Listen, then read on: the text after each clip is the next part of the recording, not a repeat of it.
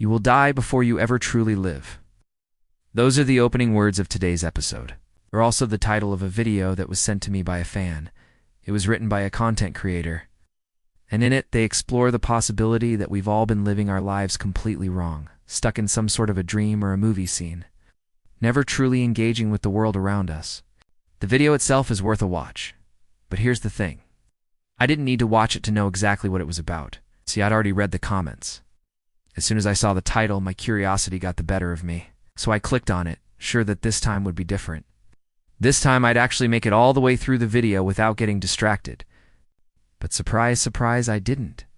I ended up in the comments again, reading the very same ones I'd read before, and that's when it hit me. These comments were a perfect microcosm of the entire human condition.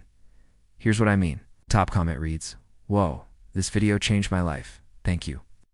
And then below it, someone responds, "Same." And down a little further, another person says, "I was just thinking the exact same thing yesterday." And these three comments encapsulate the entire human experience. We search for meaning and connection in our lives. We find it in other people. Then we wonder why we didn't realize sooner that we were never truly alone. This goes back to one of the first stories ever told, the story of Adam and Eve in the Garden of Eden.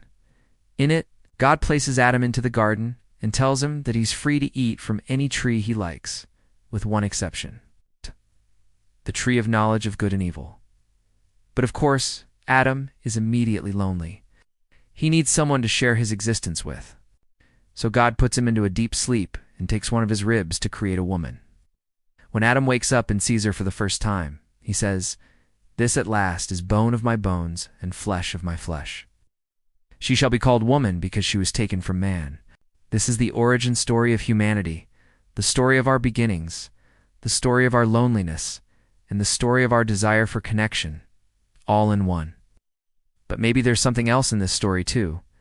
Maybe it's also the story of our regrets.